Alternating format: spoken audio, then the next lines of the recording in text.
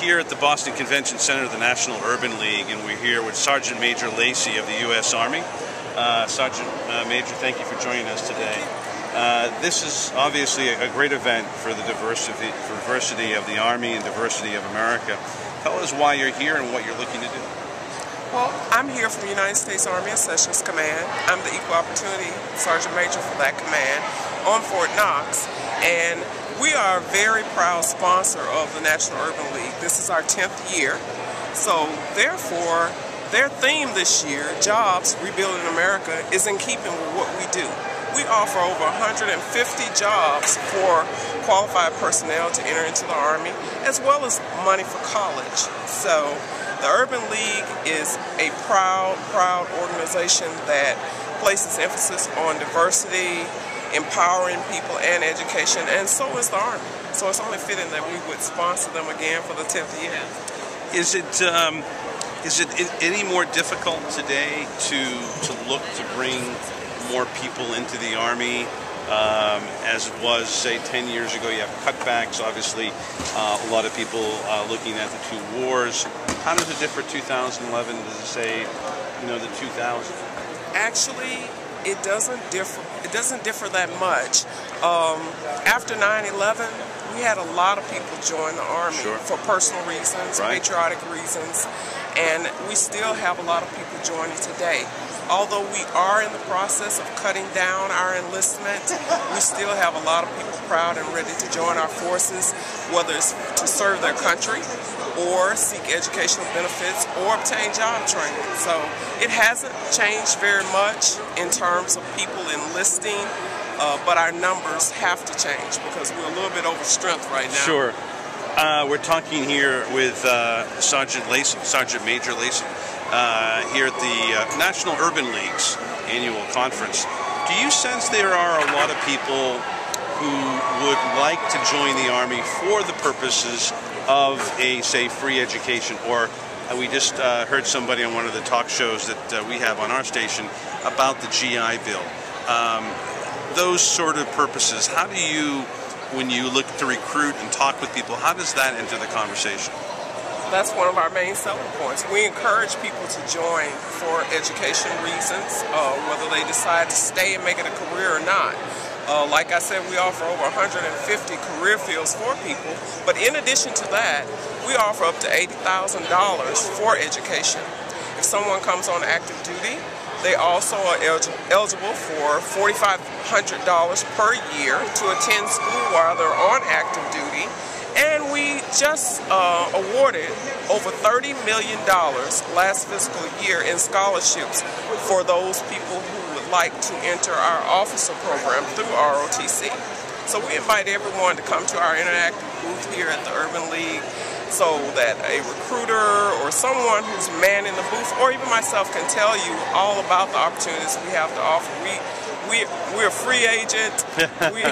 We employ over 600,000 soldiers, and we're looking for people who want to work, who want to educate themselves so that they can be positive contributors to their community. One of the things that's happened to be in the political community, and I don't know if you can state your opinion on this or not, but there's been a lot of talk in recent days about putting more emphasis, more money, more financial resources into our fighting soldiers, men and women, and less into the contractors that get sometimes paid more than the military soldiers. Is there a hope that this is the direction of the future, particularly for Army recruits? With the deployments scaling down and the Army slowly pulling out of Iraq and Afghanistan, I do hope myself that we will employ many of our soldiers to do some of the jobs that we have contractors doing. The reason for the contractors, which a lot of people don't know or may not understand, is because of the deployments, we had to send a lot of soldiers forward. So we need someone to stay at the home stations to, keep everything running as smoothly as possible, because we have a lot of issues everywhere. We talk about Afghanistan and Iraq a lot, but we're engaged in several other countries as well. Now, as far as the contractors that go to Iraq and Afghanistan to work, Many of those jobs, I'm told, are being cut down because we are pulling out. Right. But as we continue to scale down, it is my hope that we can save some money by employing our soldiers to do those jobs. Final question for Sergeant Major Lacy. The issue of once the soldiers get back here to the United States from Iraq, Afghanistan, and other destinations, helping them find jobs and work very closely with the labor unions. The building trades have an alliance to try to help them find jobs in the construction trades.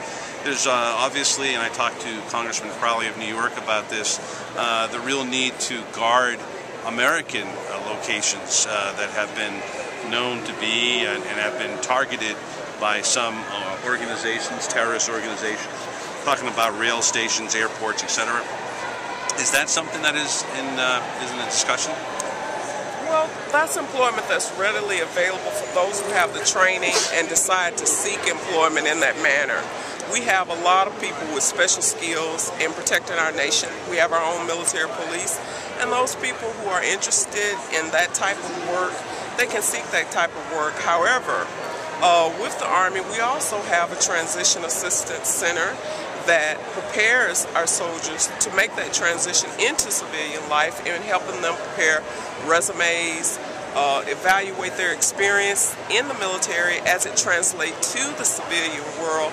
So we're doing everything we can to help soldiers make that transition. But yes, I think it would be great for someone who has all the years of specialized training as a military policeman or be it guard or whatever, to transition to some of those positions to help us out right here in the United States. What's the best way to reach you and a website, presumably, yes, that people can do? You can go to www.goarmy.com. Sergeant Major Lacy, thank you so very much. Thank Pleasure you for having to meet you.